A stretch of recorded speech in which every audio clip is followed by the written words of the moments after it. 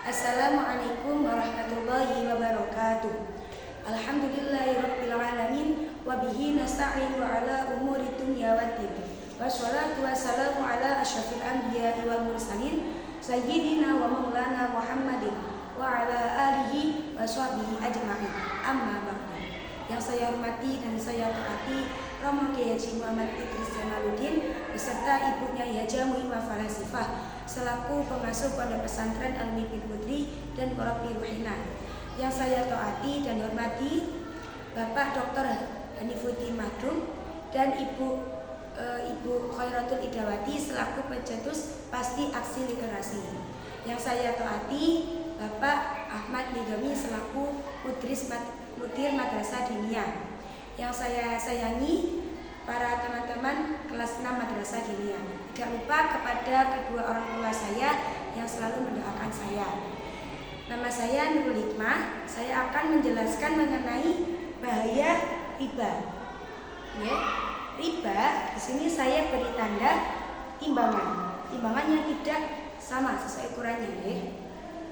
Oke, saya di sini akan membahas tentang makna globalnya terlebih dahulu.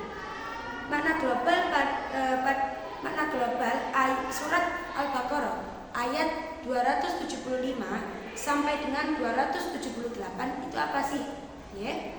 Yang pertama, di sini saya membahas tentang definisi riba terlebih dahulu.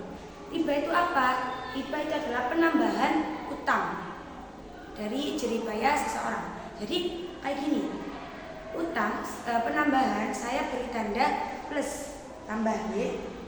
Setelah itu utang saya beri tanda huruf U ditambah dengan teng, utang, ya. Penambahan utang. Jadi riba itu gini, seseorang itu hutang, lalu hutang seumpama si A ini hutang kepada si B. Nah, tapi si B itu yang memberikan uang, tetapi si B ini memberikan kayak gini, awakmu utangi, tapi kamu harus membayar lebih dari ini ketika kamu tidak sesuai pada tanggal yang ditentukan. Itu definisi riba. Setelah itu Allah pada surat Al-Baqarah 275 sampai dengan 278 itu membahas tentang bahayanya riba. Allah itu sangat melaknat orang yang melakukan riba, sehingga pada hari kiamat itu mereka akan berjalan sepoyongan lalu terjungkal. Lalu mereka berjalan tapi tidak bisa tegak karena mereka itu kesurupan setan. Ya. Nah, lanjut kita akan membahas tentang asbabun nuzulnya. Dulu pada waktu zaman jahiliyah itu ada sahabat yang bernama Ibnu Abbas dan Khalid bin Walid. Nah, mereka berdua ini saling bersekutu, saling berserikat, ya. Berserikat memberikan pinjaman kepada Bani Thalim. Nah, pinjaman di sini saya berikan tanda simbol sebagai berikut, yaitu menuangkan air, kan memberikan pada Bani Thalim. Nah, mereka memberikan pemberian menghutangi Bani Thaqif. Namun kedua orang ini, Ibnu Abbas dan Khalid bin Walid, itu juga memberikan bunga, menagih bunga kepada Bani Thaqif. Nah, akhirnya setelah Islam datang, itu masih ada sisa-sisa riba mereka. Lalu turunlah ayat 275 dan turunlah surat Al-Baqarah ayat 278. Ya. Lanjut kepada ini, di sini ada tahap pengharaman riba. Yang pertama dari bawah sendiri, nggih, itu surat Ar-Rum ayat 39. Nah, di sini surat Ar-Rum di sini turun di Mekah dan merupakan bentuk bentuk kayak menakut-nakuti gitu, hanya menakut-nakuti saja. Tidak ada isyarat bahwasanya riba itu haram, belum ada. Nah, Tahap yang kedua surat An-Nisa ayat 160 sampai 161. Nah, di sini itu turun di Madinah. Nah, turunnya itu kenapa? Karena mengisahkan tentang Yahudi. Yahudi saya beri tanda Israel ya. Bendera Israel. Nah, Yahudi dulu itu dilarang melakukan riba.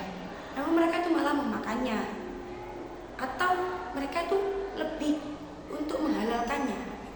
Akhirnya Allah itu menurunkan bahaya, menurunkan laknatnya kepada mereka.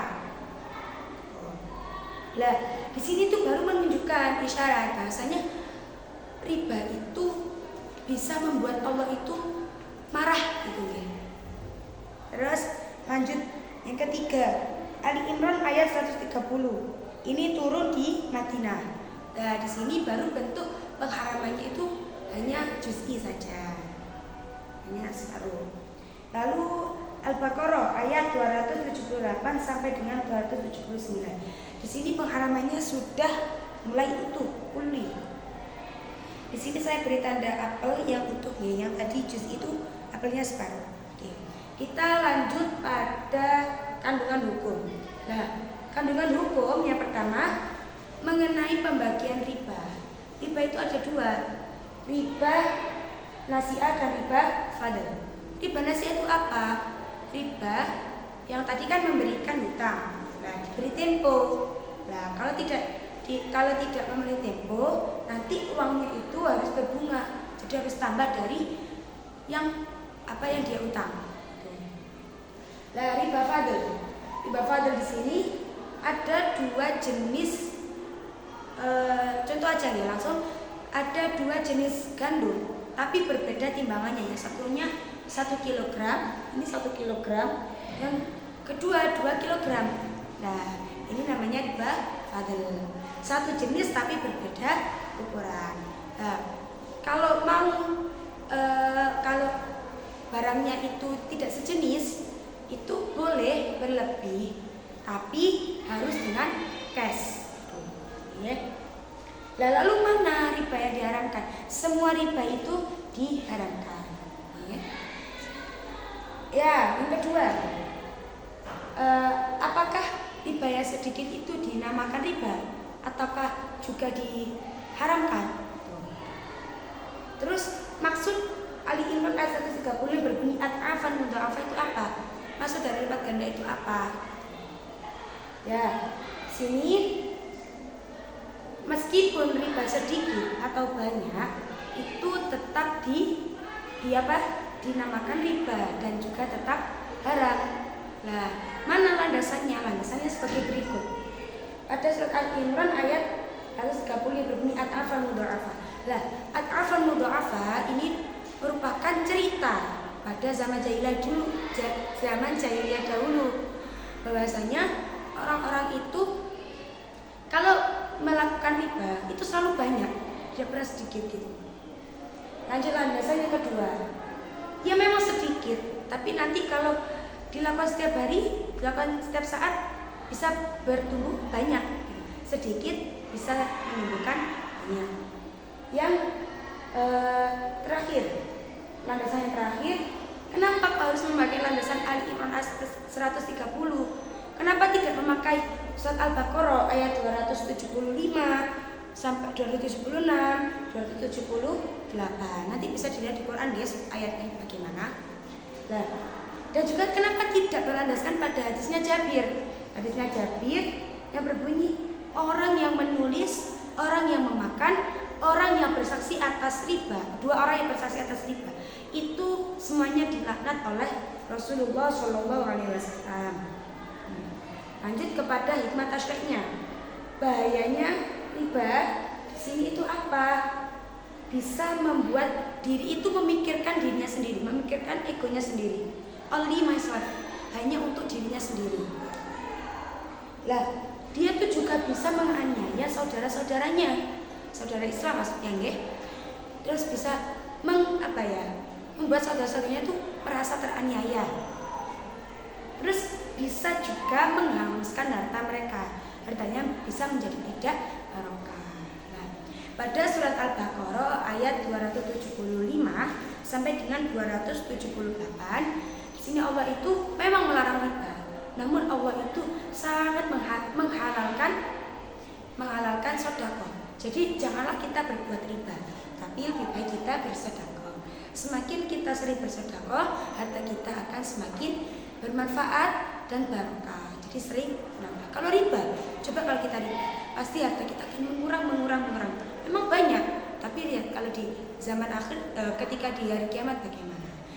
Cukup sekian dari saya, semoga bermanfaat. Assalamualaikum warahmatullahi wabarakatuh.